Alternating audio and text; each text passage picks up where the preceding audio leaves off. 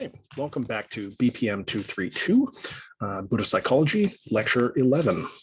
So last time, we took up a number of different things. We had been discussing some of the interplay of practice that forms some of the practical basis of realizing sort of the empty nature of self, right? The emptiness in general of self. So we were talking a little bit about practical instances, and also I began to sort of bridge things over into the sort of connecting Western views, both from the psychodynamic perspective, right? And so the early work of people like Jung and Freud and their inheritors, but also looking at some of the sort of modern scientific support, as it were, some of the ways in which our naturalistic conception of the brain and to some extent the mind tend to increasingly align actually with ideas from Buddhism. Not perfectly, of course. There are always going to be sort of differences in interpretation and differences in findings, but to a significant extent, there is an alignment. In many cases, if they're not sort of directly connected, they rhyme. So I'm going to carry that thread today. I want to talk a little bit more about some of the scientific side and a few of the things that we didn't have a lot of time to get into last time. And then I want to talk more about the meditative traditions of Buddhism, but expand ourselves beyond the initial look that we've taken at sort of just insight practice, okay? And look at some of these views as they occur across some of the other traditions, because as we pointed at from the outset, Buddhism is not monolithic. There are many different traditions. And as Buddhism sort of made its way out of India and reached other places, it was often syncretic, right? It combined with local traditions and sort of mutated, right? Altered in various ways, such that there are numerous traditions which took up practices which may have been, native, indigenous to those areas, right?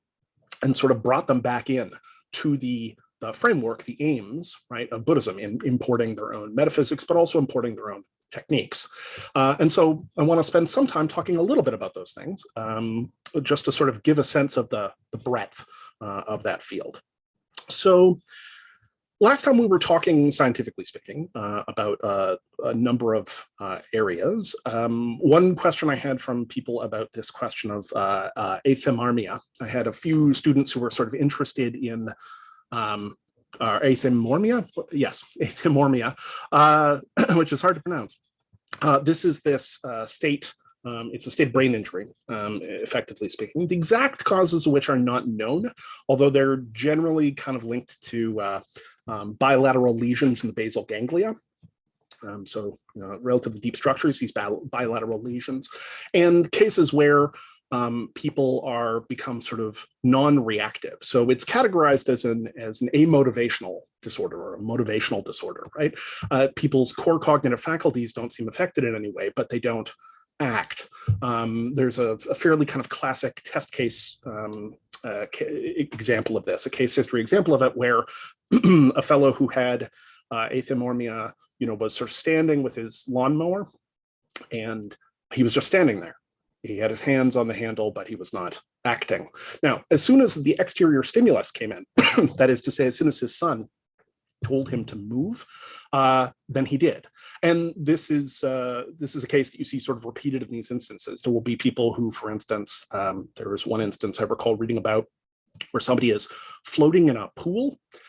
So they're floating in a pool and they're thinking to themselves, they're not moving, they're not getting out. And they're thinking, I'm going to drown, basically, until somebody says, hey, get out of the pool, at which point they immediately act. So clearly there is some kind of blockage which is occurring, right, where their ability to sort of translate into action has been impaired in some way. But when they get that external imperative voice, all of a sudden they act. Now, again, I want to underline, I'm not indicating that this is sort of a quality that we would call enlightenment or an advanced meditative state or anything. I'm merely looking at it as a case where people appear to not have, there's an interruption, right, in the pathway of action. There's a sense in which there might be something that we can learn from this state about what it means to say, just sit, right, to be non-reactive, to be in an empty space. And one of the things, of course, that I was talking about a little bit was non-invasive brain stimulation, neurostimulation of various kinds. I mentioned that neurostimulation is an area that I have quite a lot of sort of interest and background in. So I've had TMS and TDCS, and I'm interested in focused ultrasound, and I'm interested in what's called the gamma knife, which is more of a surgical technology, although it can be tuned, where there are sort of two intersecting beams which can pick out a very small region of the brain, right, in order to do either very tiny microsurgery in some cases, or to stimulate an area so that it increases the firing of that area.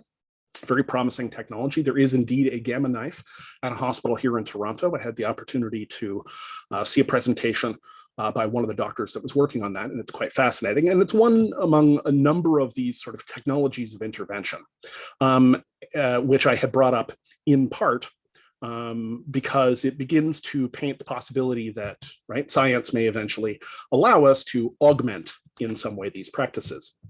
Now, that's something that rubs a lot of people the wrong way, right? There is a kind of naturalism that that attaches onto this stuff a lot of the time, where people are like, no, you should be able to reach it, without aids. And I understand that position, of course. My way of thinking about it typically is that we are, we're tool users as a species. We augment ourselves routinely.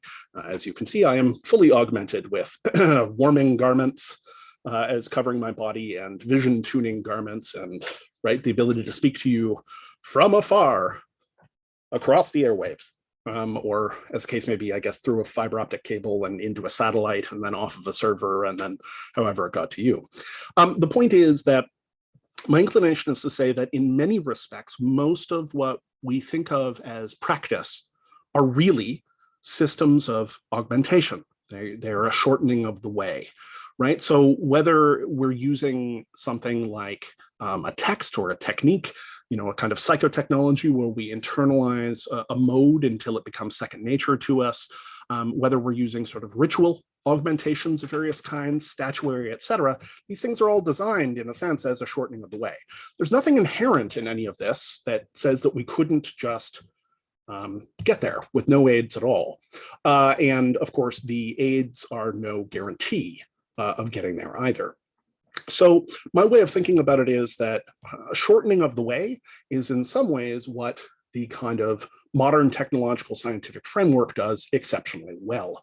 The example that I often use in this respect is, a little over 100 years ago, Alexander Graham Bell sent the first telephone communication, okay, in Ontario, in Brantford.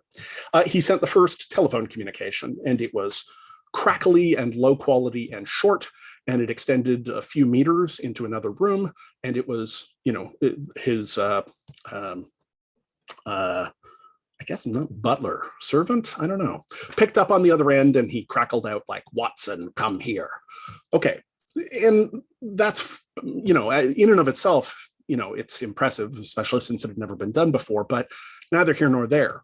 The point is that form of telecommunications, as well as, of course, telegraph and fax, which is remarkably old. As I heard as a fact the other day, which really blew my mind in a way, it's like, late stage samurai in Japan could have sent faxes because faxing had been invented by the mid 19th century, so the mid 1800s, which is still co-occurrent with like operating regimes of samurai. Right? That's a bizarre idea. But theoretically, samurai could have sent faxes. Anyway, my point is that technology in its most basic Watson, come here, short range, lo-fi form is not that long ago. But once you get a proof of concept, that is to say, once you have something which is, right, which you've done, what the modern technological ethos does exceptionally well is refine. And so, a little over a century later, we have all of this, right? We have the global telecommunications network. Now, say what you will about that. I, as I've mentioned before, have some fairly serious misgivings about the effect of some information technology on us. In particular, I share many of the concerns which have come up around things like social media as an effect on us in terms of both sort of our mood and our sentiments and kind of radicalization it affects. And like, I have concerns about technology. I'm a very selective adopter of technology, but it is nevertheless the case that it is extremely impressive in a sense, right? That we can take technology that is relatively lo-fi and low grade, and we can refine it and refine it and refine it to the point where something as dramatic as sort of, streaming high speed video and global teleconferencing, right? One, only needs to look at the kind of period of lockdown and the pandemic to see how radically things have changed. And honestly, by this point, you may have a real hate on for Zoom and for talking to people, having your entire like social, academic, and business life, whatever, compressed into a flattened screen. Okay, fine, understandably. But that is all of, it's a relatively recent outgrowth of the refinement of this technology. So the thing that excites me, okay, about the potential of this kind of intervention isn't that, we will reach a place where we can sort of stick a helmet on and flip the switch and bang, enlightenment. I mean, maybe, I suppose it's not impossible, but I suspect it will be more complicated than that. But rather that these kinds of technologies might offer us ways of shortening the path, right? Ways of steering and guiding our practice. So there's a couple of other things in that line that I wanted to talk about quickly, just to sort of give some thought to, where the interface between modernity and technology and science and some of these ancient techniques and ideas might lie. And this is something we'll expand again next week as we sort of roll things together. So one thing that I didn't discuss at length in the talk last week is a concept somewhat popularized by the scholars Francisco Varela and Evan Thompson. It doesn't originate with them, but they did a lot to sort of spread it into this field, a concept called neurophenomenology. Now, if you've seen any of a number of sort of popularized articles about the interface between Buddhism and science in the last 20 years, you've probably at some point seen, a picture of a Tibetan monk wired up with wires on his head, or, and sort of meditating while they take readings. And the question, of course, is, like, what's going on there? There has been a lot of effort in recent years to do precisely this kind of thing. It's had a lot of support from the Tibetan Buddhist community and from the Dalai Lama in particular. And there have been some direct efforts, not without controversy, as there are some people within the scientific community who feel that there are certain kinds of unscientific ideas that this sort of lends support or credence to. But nevertheless, there's been a lot of cooperation between the Tibetan Buddhist community and the Tibetan Buddhist monastic community in particular, and the scientific community to try to put things like meditation onto more empirical grounds. And the idea around this comes down to this notion of neurophenomenology. So what is that? So neurophenomenology is basically the idea that if we're attempting to map mental processes of various kinds, okay, a lot of the time, we suffer from sort of a dual problem around this. So one of the problems is our tools are not yet very good. They're definitely getting there. They've massively improved. If you look at various kinds of brain imaging technologies, right? fMRI has gotten vastly better. EEG quality, so electroencephalographs, where you're taking sort of electrical readings of frequencies of different areas in the brain. And MRI and fMRI are magnetic technologies where you're sort of looking at using it to map structure in the case of MRI, and in fMRI it's functional, so you can sort of see the firing movement. You'll see pictures, the brain lights up, as they always say it, but basically like areas of activation and so on and so forth. There are a number of other technologies that sort of populate this field around neuroimaging. And for all of the advances in that, they're still not, they're not especially acute. They're not all that fine-grained yet, right? We are not at the level where we can put somebody's head inside a brain scanner and sort of map their entire brain and everything that's going on in it. Now, we are zoning in on that quite possibly. There have been, as I mentioned, a number of advances, and there continue to be advances where we get this finer and finer grained ability to see the brain in operation in real time.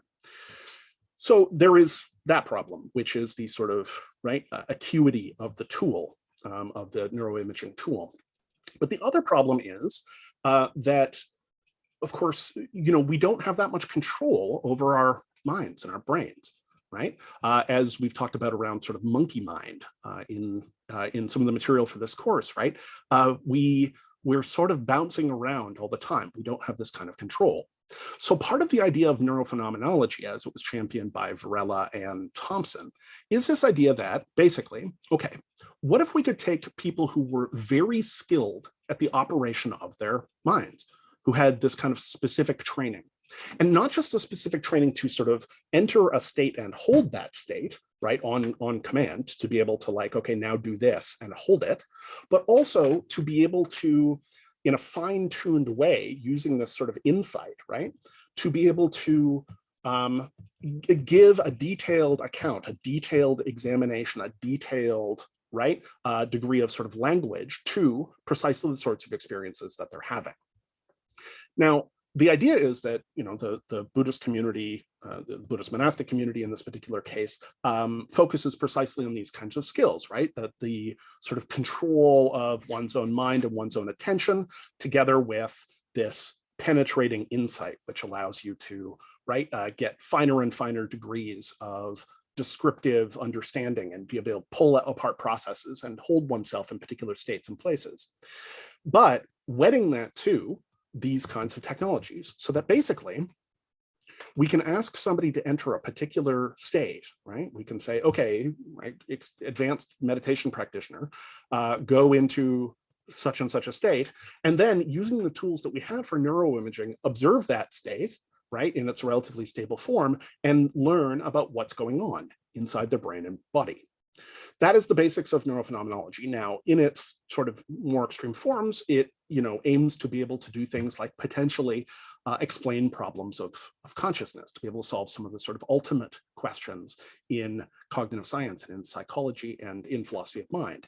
Whether or not it can achieve those things, that's a more open question. There are some real philosophical problems and barriers there, but it nevertheless represents, a really interesting, promising research program, right, to be able to combine together these sorts of ancient techniques that have developed over thousands of years with modern neuroimaging techniques so that we can understand what's happening.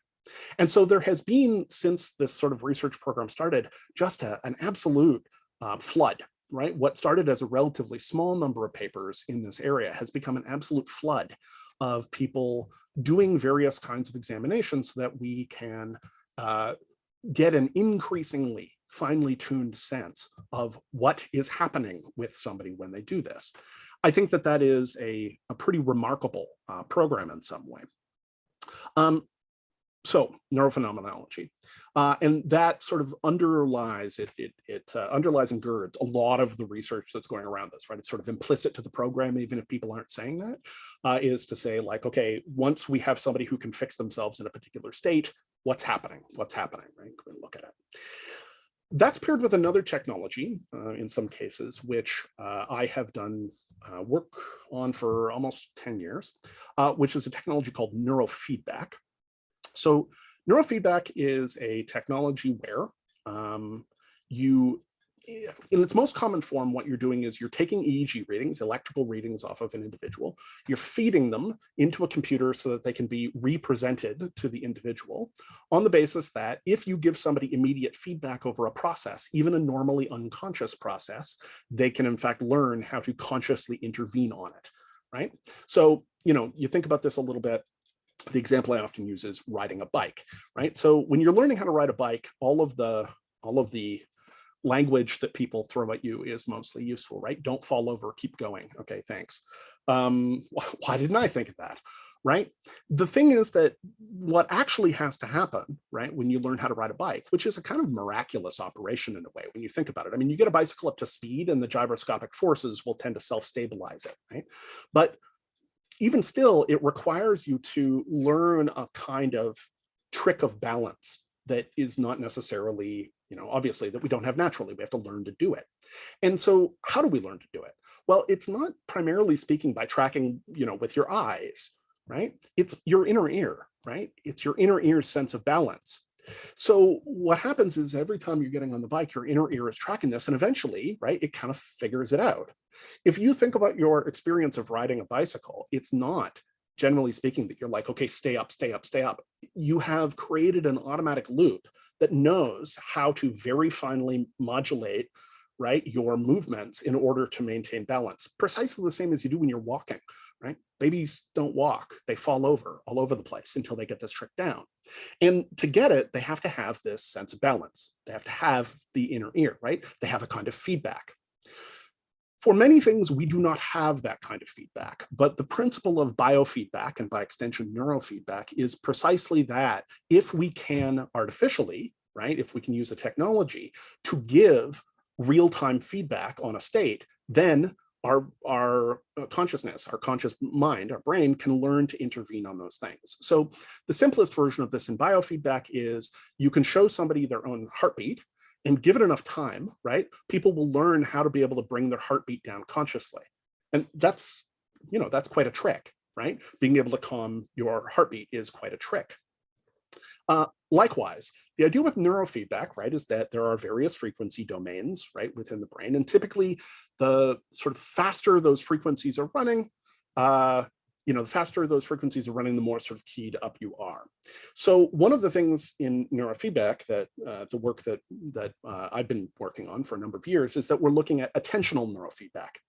I may have talked about this a little bit earlier, but that's okay, because I'm still going to bridge it over. It's probably a good refresher. So the idea with attentional neurofeedback is, right, you get the readings off of somebody, and, you know, in the particular work we're doing, we're looking at attention. Okay, so we're trying to look at attention, originally out of a mode around sort of attention deficit disorders, but let's be honest, if there is a takeaway from a little bit of meditation practice, it's that we could probably all stand to have a little bit more attention, especially in the era of the smartphone. The attentional control in question, though, is often really difficult for people to get, right? We're sort of scatterbrained. That level of attention, the level of attention in which you're calm, but nevertheless clear and conscious and focused, is correlated to certain frequency domains, right, in certain parts of the brain. So the idea is the headsets in question, it used to be lots of wires and goop. I had EEG back then. It was an awful experience, extremely hard to get out of your hair. These days, there are lots of, you know, off-the-shelf dry contact units of various kinds. You take that data, real-time brain data, you feed it in the computer, you put it through a video game, and then you key success in the video game to success in your brain entering the particular desired domain space of, right, attention. And very rapidly, you know, if you can think about a simple version of this as like two, you know, racing cars. If you're in the right frequency domain, your car moves, and if not, it doesn't, and the computer moves at an even pace. There is enough sort of feedback and incentive there, right? You only have to consider how quickly you can pick up the skills of a video game, right? Because it seems important enough to you and to your brain, you're motivated enough by what's happening in the cues of the game, the feedback cues of the game, that you master very complicated sets of motions, right? In order to be able to do fine manipulations within the game.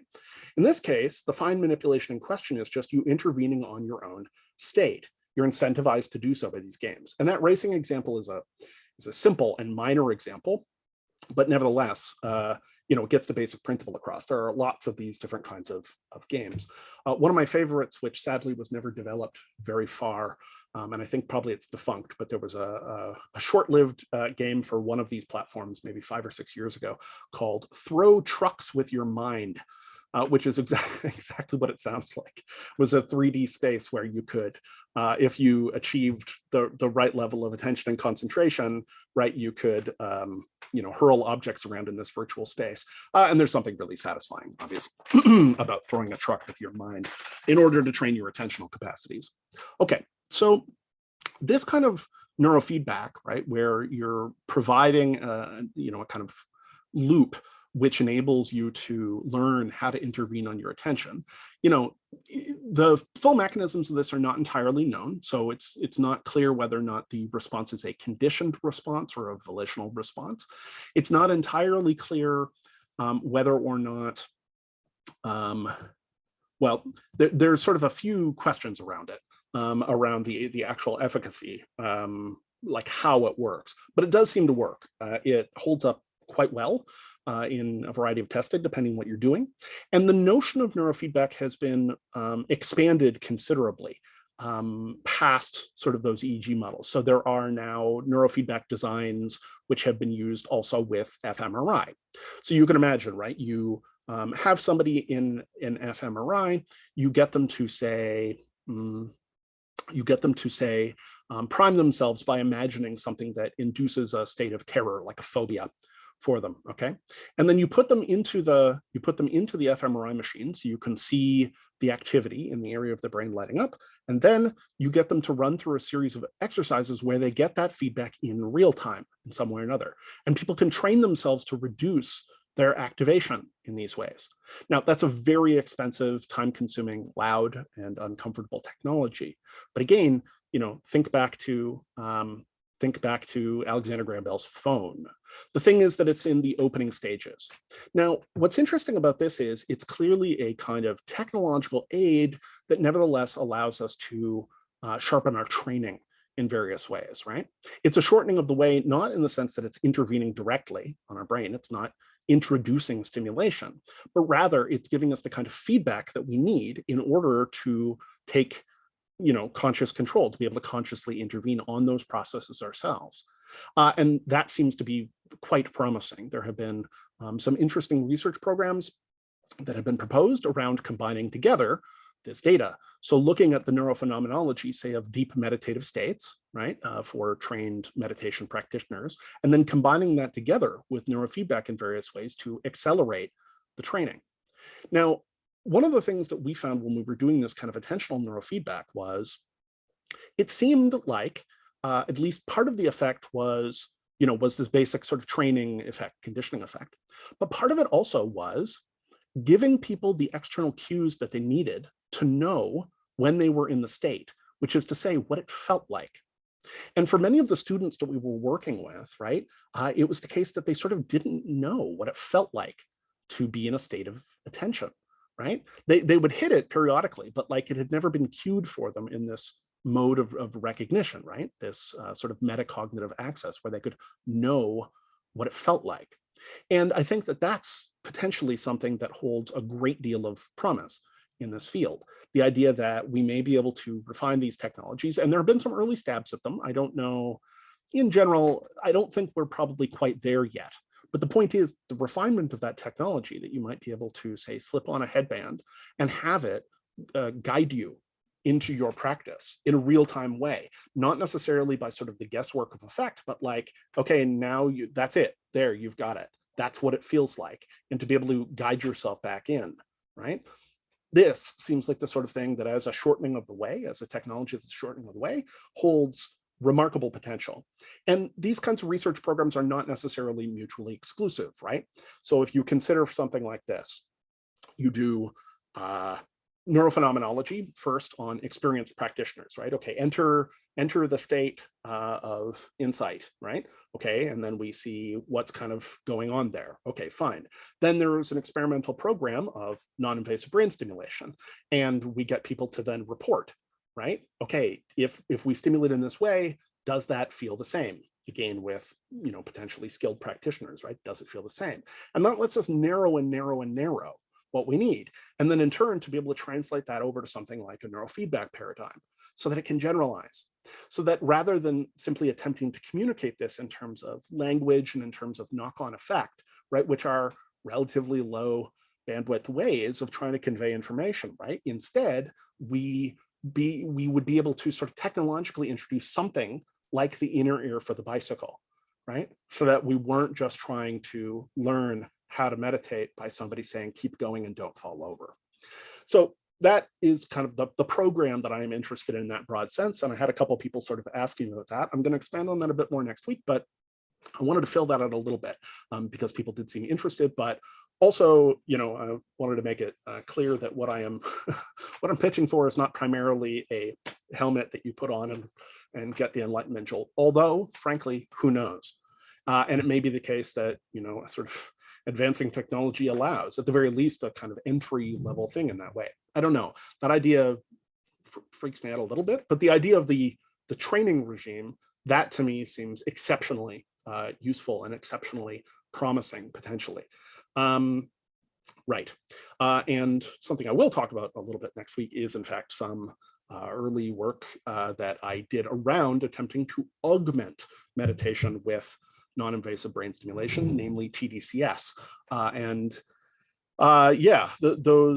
We sort of never got to scale that up. The pandemic got in the way of our ability to run that trial, although we keep looking at it. But the very early preliminary results were promising, I would say, quite promising, and in some places quite dramatic. So that's something I'll talk about a little bit next week. Okay. With that in mind, that went a little longer than I anticipated, but that's okay. Right. So next, other meditative techniques. So we've talked about the sort of, right, scaling down the following of the breath. We've talked about the expansiveness of metta. We've talked about the turning inwards and the penetration of vipassana, of insight. But I want to talk a little bit here, okay, about various other sorts of meditative traditions, right, that emerge as Buddhism spreads out, right, as it sort of creates the various Buddhisms syncretically with other cultures across the world. And talk a little bit more about the particularities, okay, of certain kinds of Buddhist practice, which, you know, when we're talking in these shorthand terms about, you know, you do this meditation, this meditation, this meditation, we are in some ways limiting the richness of that whole field. So as the first example of that, I want to talk a little bit about some of these sort of specific meditations that are used in response to the defilements. So as I previously mentioned, when you are working within a community, when you're working within a sangha, very typically you're going to have somebody who is training you. If you were a monk, you would have somebody who's training you. And one of the ideas you see, recurring across Buddhism is the idea that people are very often blocked by defilements. Three that get focused on quite often are lust, anger, and sloth, laziness, right? Now, what's interesting is when you are in this kind of training, the idea is that the teacher, the person who is working with you and trying to teach you these techniques, is supposed to have a sense of your personality. They're giving you, in some ways, an individualized program, a little bit like a personal trainer might in the gym. So, when you go into the gym and you're doing stuff, the personal trainer is using their expertise and watching the ways in which you move so that they can then guide your practice in certain kinds of ways. If they're noticing that you are, doing certain kinds of things, they might tell you that you need to improve your balance or improve the fluency of what you're doing, or that you need to, intervene on various ways in the sorts of practices that you're doing, physically speaking. Similarly, this kind of monastic guidance is about looking at, in conversation, but issues of personality to see where there might be blocks. And one of the places that you would see this with specific meditative techniques is in these defilements. So I'm not going to detail all of these, but I want to give you kind of an example. So an example that I think is especially interesting in this case is an example of lust. Now, as I already mentioned, there are numerous kinds of focuses for meditation that are not a simple question of emptiness. So one of the ways, for instance, that one can meditate on a certain kind of impermanence and relevance of death is a meditation of oneself as a corpse. Now, I don't necessarily recommend this for beginners because it'd be quite distressing experience, right? You would definitely want to have containment and practice and so on and so forth, right? A certain amount of practice. But the idea, is a very interesting one. So in some cases, these would be an external contemplative object. So for example, there are accounts within the Vajrayana traditions in Tibet of people literally observing a corpse breaking down over time. And there are sort of areas there where they still traditionally practice air burial. So if you're not familiar with this, air burial is sort of leaving a body out to be consumed by scavengers, right? Typically carrion birds and insects and things, right? So basically eaten by vultures, with the idea that then the body is being cycled back into nature. It's sort of serving a purpose instead of just burning it or burying it, which on one hand I think is a very beautiful idea, and on the other hand is clearly throws the sensibility, certainly, of sanitized Western funereal practice, right? The idea of a loved one being eaten. It's disturbing in a way. However, there would be sort of observance of this, right? One would sit and meditate for a period of time, more or less like in the graveyard, to watch this happen. The extension of that right, is the idea of considering oneself as a corpse, right, as a way of grasping the sense of impermanence. Now, you can understand this could be extremely distressing, existentially sort of nauseating, physically nauseating, right, in a way. But, and I'm not going to go through sort of a forensic account of decay, but the idea is that, like, you know, you're picturing the phases of, you know, post-death, right? You know, bloating, decay, rot, animals, etc. Now, most people don't have a lot of experience with this. Many years ago, I guess when I was about 20, my girlfriend at the time was actually in a forensics program, and they had a course where part of the course, right, as a, you know, as a forensics person, you know, part of this was going to be sort of the examination of corpses. And so one of the assignments that they had was going to involve taking a dead chicken and putting it into a dome out in a field, and then you would have to go back twice a day and basically lift the dome and see what was living in it. And at the time, she was sufficiently squeamish. I don't know if she would be now, because she's an OPP officer, and I suspect she has a stronger stomach. But at the time, this was something that, you know, she found sort of, kind of unthinkable. She wasn't sure that she was going to be able to do it. And so she was drafting me, and she was like, you'll go check the chicken for me, right? And I got a reasonably strong stomach. I'm not easily thrown off. But the idea of going back twice a day to lift a cake dome off of a dead chicken and watch whatever is squirming in it struck me, and I hope sort of strikes you, as like vaguely horrific.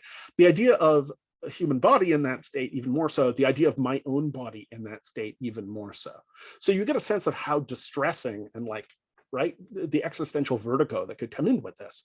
But also, right, you, if you're not sort of like gagging or you haven't turned off the video, you may have, you know, access some sense of why this is relevant. Because if you are taking for granted the inevitability of death and the eventual breakdown of your physical form, like, right, that's what's going to happen. And we don't like to think about that much in the West. As we've talked about before, death is a concealed and sanitized affair. Many people have never seen a dead person, right? And they've certainly never seen sort of any kind of advanced state of decay. I don't know about you, but I freak out when I got like too many fruit flies in my green bin. So, you know, that kind of access is not something that we see very much in the modern era. At one time, it would have been more common. People would have had a readier access to death, unless, of course, their father, the king, had kept them inside a palace so that they could never see that sort of thing. And even then, you go out for a chariot ride, you might just run into it, right? So this kind of meditation, where one is meditating on their own state of decay, right, is, you know, a relatively recognized technique for getting a sense of impermanence and death and attempting to overcome the anxieties around that and to release so much of the ego attachment. Because, of course, the desire to push all of that away from the mind is precisely, right, the sign of attachment and the reification of the ego. We don't want to think about this kind of thing. When it comes to the defilement of lust, there's a slight variation on this, which is that if the aspirant who's looking to attain this is sort of seen by the master, the teacher, to sort of be curved towards the defilement of lust, what they do basically is they recommend that they see their lover in highly biological terms, which, again, it's not something that people do very much. You know, most people, when they're going on early dates, don't visualize what's happening underneath the other person's skin, or if they do, leave that date. You know, they're not generally doing that, right? Because, and in fact, we go to some pains, frankly, on dates and often thereafter to conceal the fact that we are biological, right? You know, it's typically considered poor form to fart very loudly on a first date. Well, why? Like, everybody farts. Queen farts. I have it on good authority. I've never seen it, never heard it, but I believe it. You know, but we do this. We conceal. It's one of the ways in which we give a very limited view within a romance, right? We attempt to show, you know, beauty and perfection. We're not interested in sharing the intricacies of biology. It often takes a while in a relationship before people are entirely comfortable, right? And in some cases, they might never be comfortable. Allegedly, this is one of the reasons that Brad Pitt broke up with Angelina Jolie. She kept walking in on him while he was going to the bathroom. That's what I hear. Anyway, the point with this is, it's like, instead of staying at the sort of glowing, shiny, right, slightly goddess-like mythological level, right, of imagining, the lover as this object of desire, it's like, well, instead, picture your lover as being filled with lymph and mucus and urine and saliva and bile, and right, picture their organs and picture what they'll be like as a corpse. And right, you can see how this is intended to be this kind of penetrating intervention. For one thing, it's sort of demythologizing and breaking up, right, the projective aspect of all of that, but also it's stripping away easy lust, which is sort of achieved by the exclusion of this stuff. It's intended, in fact, to provoke a layer of, kind of like disgust, but also to break the person down a little bit in one's mind so that they're not attaching to an idealized object of desire.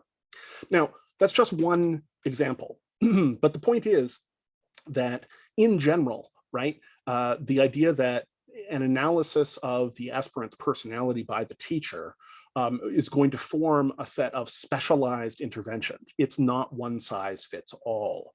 As you're encountering certain sorts of blockages and things, a skilled teacher is going to intervene to give you, right, the sorts of provocations in some cases, but also techniques which are going to let you sort of break through and overcome that. Okay, so there's a lot of variation there. Okay, so that's one aspect. Another thing that's interesting, I think, to talk about in this respect is the relatively widespread use of visualization techniques in some traditions.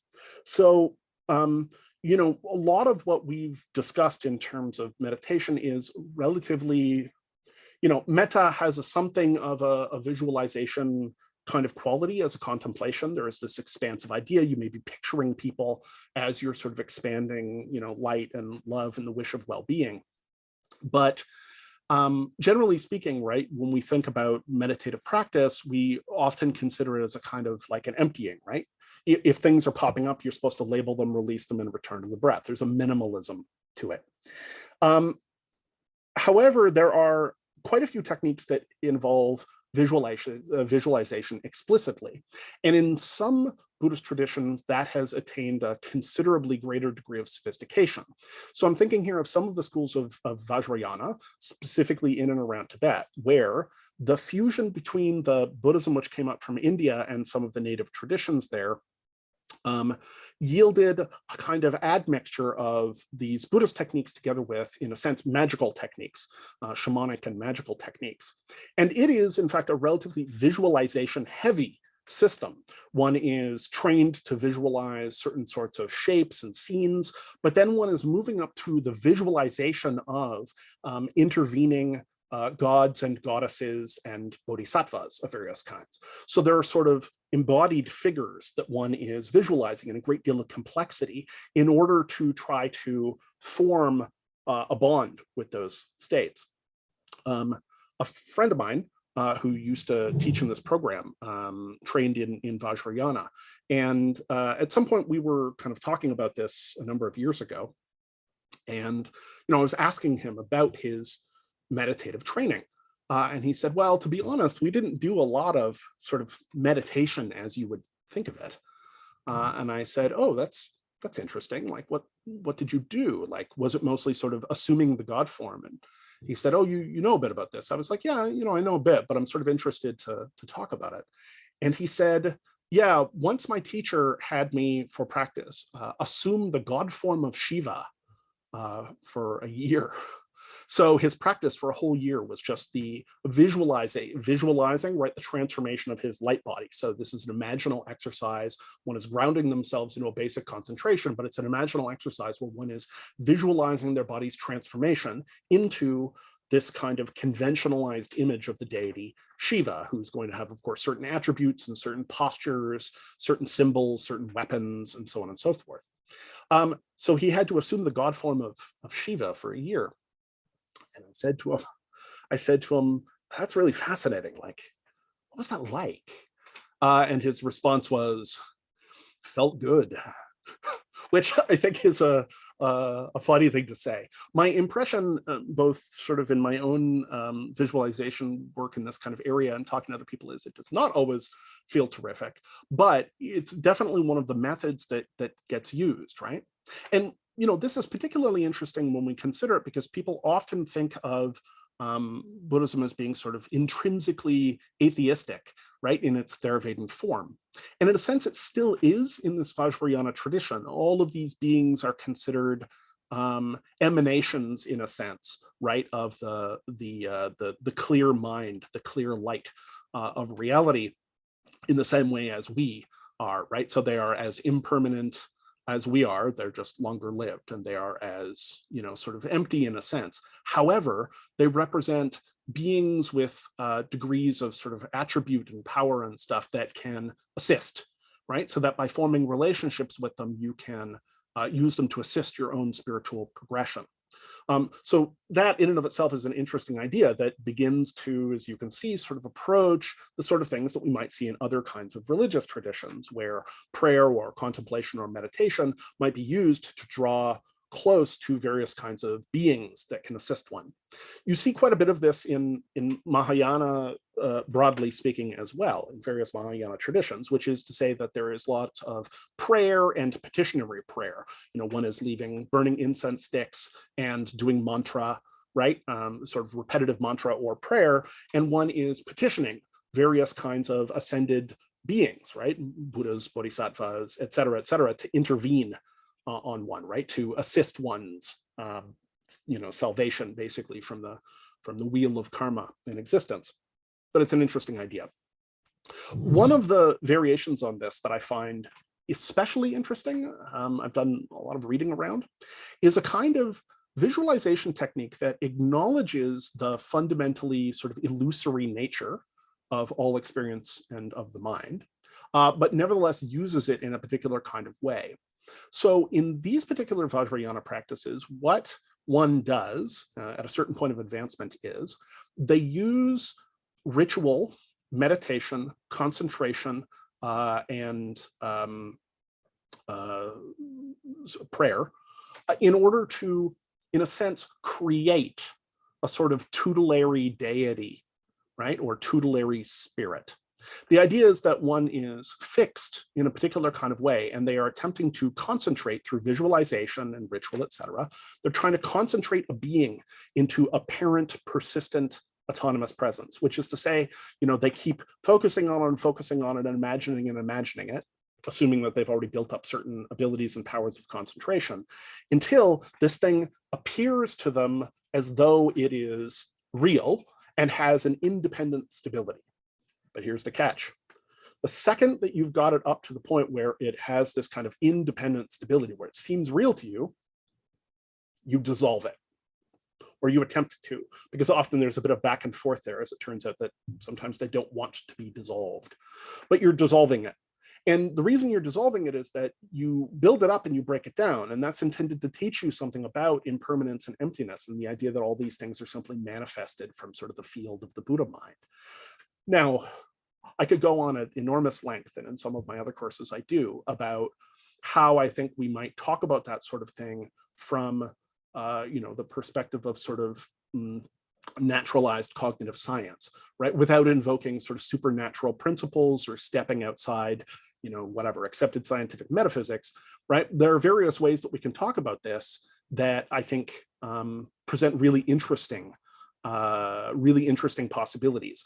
And, as I pointed out, in a few places, right, this idea of treating something within your own mind as though it has its own existence and identity so that you can converse with it is central to a huge number of techniques within psychotherapy. So if you think back to the thing that I talked about with the smoking cessation method of hypnosis, right? Essentially what you're doing, very few doctors who are practicing hypnosis for smoking cessation, I suspect, are going to make the claim that what you're doing is conjuring yourself from the past. They're probably not going to claim an independent metaphysical existence for the you that started smoking behind the 7-Eleven in high school. But what you are doing is you are conjuring this thing into an apparent autonomy, right? Yes, it's in your head, but you're separating yourself out from it enough to have a conversation. Now that's a suggestive connection, in my opinion. We don't have time to unpack that fully. I teach a full half course on this. Hypotheses of the Unconscious, new 303. So, check that out if you're interested. But the point being, we of course can adopt the metaphysic, and in general, we should hold our metaphysics lightly because at the end of the day, we're humans, we don't know that much. But, even if you just consider it in terms of turning sort of our technologies and our psychotechnologies, our modes of concentration and visualization and so on and so forth, to be able to interact with and shape the functionings of our mind to assist us in various directions, it's a stunning idea, right? It's a stunning idea. So I'm very interested in this sort of practice of creating a tutelary deity and then dissolving it. And of course, just because of the spooky ghost story aspects of it, I'm especially interested in the bits where people go to dissolve them and they really do not want that to happen. Like they'll sort of fight against it. And that, that's a little spooky. It reminds me a little bit, this is a slight aside, but it reminds me a little bit of, I was doing some work around lucid dreaming, and I've been doing lucid dreaming on and off since I was 15 or 16. I got really into it when I was about 16. And at one point a few years ago, 5 or 6 years ago, I was sort of doing some experiments based on the work of Paul Foley, who's a German guy that published an interesting paper on this in 1987 that I was doing some work around, where basically he took people who were highly trained in lucid dreaming and got them to interview their dream characters. So they would go into a lucid dream and then they would walk up to characters in that dream and ask them certain kinds of questions, because he was interested in finding out if the characters in their dreams had their own perspective and cognitive capacities. Essentially speaking, he was running a Turing test on people's dream characters, which I think is a mind-blowing idea. So I was doing sort of a little bit of informal replication. This wasn't sort of empirical too much, but I was interested in sort of experimenting with this. And so I was in a dream, and I came across my niece in this city in Italy in the dream.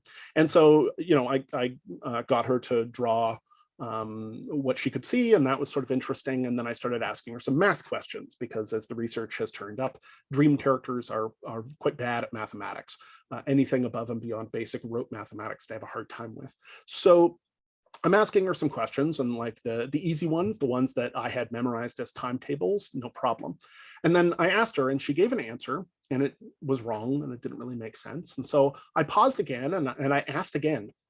And then her response in my dream, bearing in mind I was lucid, so I was relatively conscious and awake, her response was, "It hurts us," which spooked me right out when I woke up. Now, I understand that's, whatever. At some level, of course, this is something happening in my own brain, at least I think. It's something happening in my own brain, but at the same time, it was one of these surprising moments. This is among the many reasons why I think psychodynamics is interesting, because we can have these interactions with things in our own mind, and they surprise us. So it hurts us. It's a surprising thing to say and kind of creeped me out. So hence, I'm very interested, obviously, in these kinds of much more sophisticated techniques. I will add, actually, on the question of lucid dreaming and Vajrayana, there is also a really interesting sort of school of meditative technique that involves lucid dreaming in Tibetan practice. So these find sort of a high expression in what are called the dream yogas of Naropa. And the claim that they basically make is they do practice towards lucid dreaming as part of their meditative practice, because they claim that doing meditation while in a lucid dream is massively faster and more effective than doing it while awake, that you can sort of achieve transformations of self much more easily if you're doing meditation. So they train to get quite good at lucid dreaming, and then they meditate in the lucid dreams. I will say I have a little experience with this, and I was surprised. I mean, one is always subject to certain kinds of suggestion, and it, wasn't a sustained project or anything. But when I attempted meditation in lucid dream spaces, as I was doing for a while, I found myself very rapidly reaching far, far deeper states of sort of absorption and like a kind of a mystical emptying out than is customarily available to me in my waking practice. So, again, dreams can be deceptive. And so one doesn't want to put too much stock in that. But the fact that there was a long-standing tradition in that direction in Vajrayana, it also sort of points in the direction that there may really be something there. So yeah, doing meditation in your lucid dreams as a mode of expanding things. Fascinating. And that bridges me through to the last little bit that I want to talk about today. None of this I add is exhaustive. I mean, we could go into various kinds of practices all day, but I'll talk about this, and then I want to talk a little bit about Zen, and then I'll wrap this up for today. So the next thing I want to talk about is the jhanas. So we already spoke a bit about how, in a sense, the Buddha's development of vipassana and this turning in of analysis, right, the insight kind of meditation, represented something of a break from the existing Indian traditions of various states of concentration absorption, right, various kinds of deepening trance states and so on and so forth. However, those states, the so-called jhanas, these states of sort of deep absorption, deep concentration, nevertheless actually get a substantial amount of attention in early Buddhist literature. Now, as time has gone on, they have been de-emphasized, and in fact, even in some cases, actively derided. There are a number of sort of, contemporary and recent practitioners teachers in Buddhism who sort of say, no, like the jhanas won't get you anywhere. They're useless. Where the jhanas are like an escalating series of these absorptions, right? These sort of powerful meditative absorptions. So this idea, there are traditionally sort of eight jhanas in escalation, which are detailed. That's jhanas, Jhanas, jhanas. There are sort of traditionally 8 of these jhanas which are detailed. And so the trend largely has become to sort of say like, no, these don't matter. But it seems as though in early Buddhist practice, they in fact had a somewhat important role. And there has been something of a pushback by heterodox practitioners in various streams of Buddhism that claim that actually, no, the jhanas are a sort of a valuable part of practice. Interestingly, this is sometimes linked to the notion of the siddhis, which is SIDDHIS, siddhis. And the siddhis are the traditional description of the magic powers that one develops through sort of deep meditation.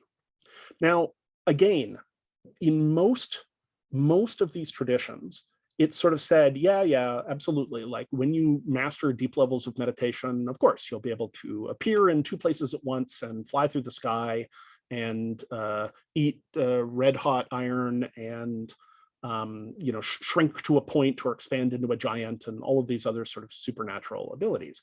And usually the response that's given to this is, and it's all a distraction. Like basically, if you start to develop superpowers while you're on the meditation pillow, you just label it superpowers and you go back to the breath.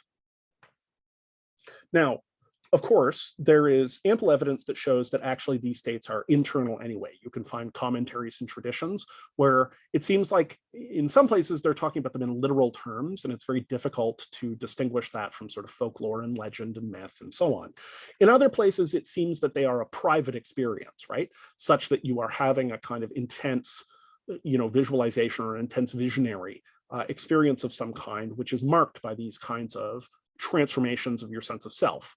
And certainly it's the case that, in my experience, I didn't have to be doing meditation very long before I started to experience all kinds of unusual sensations, flashes of light, striking images, voices, the sense that I was floating, radical changes in like my sense of size of my body or of the room, et cetera, et cetera. And, the training I got was like, you just label that and return to the breath, like ignore it. But there is a counter tradition that sort of says, well, actually, the siddhis are an important marker that you can use for advancement. Like people don't stumble into them. You have to have developed a certain degree of skill, a certain degree of focus before any of this starts to come up. This is particularly the case, again, in certain tantric schools and Vajrayana schools, where in fact it's deemed that the development of these siddhis, these sort of supernatural abilities, is taken to be kind of an objective marker of your skills at concentration, that they can be used, essentially speaking, to shorten the way. The same claim sometimes is made about the jhanas, that it's not the case that you just want to throw those out the window, that in fact they represent an important set of markers and abilities that can be sort of used as touch points to in fact improve your process. If anybody is sort of interested in that area, there's a really interesting book called Right Concentration, A Practical Guide to the Jhanas by Lee Brasington, which I found absolutely fascinating. I'm very interested in this kind of Baroque material around stuff, and I found it a very practically grounded kind of set of things, but also like, you know, technique driven. So if you're interested in that direction, it is fascinating. Okay, and I'll say one more thing about this and then I'll wrap up, which is, you know, all of this stuff, the additional trappings, the techniques, the modes, the whatever, there are, of course, also Buddhist streams that claim that that's all irrelevant. It's all trappings, right? So there's as much variation in the ideas, in a sense, the developments of Buddhism as there is in any other human field, right? You get 10 people in a room, you're going to get one of them disagreeing with the other 9, guaranteed. And that is the case in the development of the Buddhisms as well. And so as an interesting example of that, we can look at Zen. You know, as Buddhism makes its way east from India, right, it encounters lots of different countries and cultures along the way, and is seated in lots of those locations where in many of those places it's still the dominant religious and sort of philosophical tradition. One of the places that it reaches is Japan, and it does so sort of on the way through China, picking up Chan, right, and encountering Taoism. And so you end up with a Buddhist tradition which is an interesting fusion, in a sense, of Taoist ideas, Buddhist ideas, and some of these sort of traditional Japanese Shinto ideas, and they end up being kind of fused together into this interesting amalgam. One of the things that's interesting when we think about Zen in counterpoint to something like Vajrayana is how minimalist it is, right? So very often, right, they have an idea that enlightenment can kind of strike anywhere and immediately, right? It can happen in an instant, and that's very much what they're concerned with, right? Interestingly, Vajrayana is also concerned with this, but a lot of that has to do with this notion of sort of spiritual transmission, which we won't get into presently. Maybe we'll talk about it a bit next week. But in Zen, the idea is, right, you can sort of achieve, right, the state of enlightenment in an instant simply by kind of doing nothing, like just releasing your mind, right? Now, in some ways, we can see that as being very consistent with a lot of the Buddhist ideas we thought about. It's like if you could just release the blockage, release that hold, release the grasping, right? Release your commitment, your clinging to these particular ideas of ego and solidity and stability and so on and so forth, right? That if that's swept aside, then your clear Buddha nature would shine through, right? And so this is an idea in Zen. It tends to be very sort of minimalist in a certain sense, walking meditation, sitting meditation, not the same amount of sort of trappings and the Baroque. And so there are some things that are interesting there, like the Zen koan, which we talked a little bit before, which is not quite a riddle so much as it is a rationally unsolvable question, which is designed in a sense to sweep away your rational fixation on solving something so that you get a gap, right? A clear gap where you can experience things in a more direct sense. That brings me to, I can't remember if I've told this story, but it doesn't matter. If I have, I'll just tell it again because it's apropos here. A dream that I had immediately before I went to a Zen temple. So a number of years ago, I was studying Buddhism and also psychotherapy, and had the opportunity, along with a number of colleagues, to go to a Zen temple. So we were going to the Zen temple for the day. And the night before, I had a dream, but I forgot it, as one often does. I remembered it on waking, and then it sort of passed out of my mind. So we get to the Zen temple, and you know, it's probably apparent at this point that I have a bit of a taste for the elaborate and the magical, right? I like these finicky Baroque, you know, expansive, colorful, a little bit over the top. You know, I have a taste for that kind of thing. And so coming into the Zen temple, one of the Zen nuns who was there gave us some instruction in seated meditation, and then we just sat down on the pillow, and it was just sitting, right? Sitting just with your thoughts empty. And I found myself having like a very slight amount of pushback at this idea, right? My mind wanted to be launching into visualizations, and it wanted to launch into, right, sort of this Baroque stuff. And as I was seated on the pillow, when I was sort of straightening my back so that I had appropriate posture, and I was breathing, and I was doing a bit of a body scan just to bring myself in, and all of a sudden this dream snapped back to me. And this was the dream. The dream was that I had been approached by like a traveling group of, Tibetan lamas, basically, right? Like, so with elaborate headdresses and robes and so on and so forth, right? These are like the people who periodically go out to see if they can locate a reincarnated lama. So this sort of entourage of Tibetan monks had come to me, and they had said, we've come to offer you a great treasure, and I was like, oh, wow, okay, I'm honored, with this great treasure. I'm so honored. And they're like, yes, this treasure has been passed down for centuries, and it's of tremendous spiritual importance. And now we wish you to be the keeper, the sacred keeper of this treasure. And I was like, wow, like, okay, I'm sort of humbled. And they're like, okay. And I'm like, what is it? And then they're like, here you go. And what they hand me is a simple, undecorated wooden meditation, incense burner. You know the kind, it's like a long wooden box with a sliding top, and you can take a stick of incense out and stick it in there and light it, and then it burns and the ash goes in there. It didn't have markings, it wasn't particularly carved or decorated. So they hand this thing to me, and I kind of look at them, and I'm taking it, and I'm like, this is it? Here, I don't know what I was expecting. An ornate, gold dagger crusted with, rubies carved into skulls. I don't know what I was expecting. But here they hand this thing to me, and I'm like, is this it? Right? So here I am. I'm seated on the pillow at the Zen temple, and this dream all of a sudden comes back to me, and I wanted to laugh.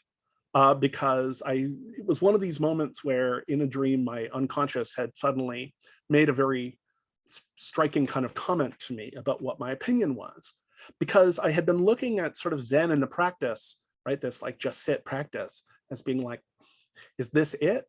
Like, where's all the jazz, the special effects, the weird monsters and the wrathful deities and the magic, and the ritual and all this stuff that captures my imagination, right? The whole of this crazy, well, it's not crazy, but all this sort of fascinating stuff that captures my imagination. And instead, it's just plain and simple, just sit. And yet it's a great treasure.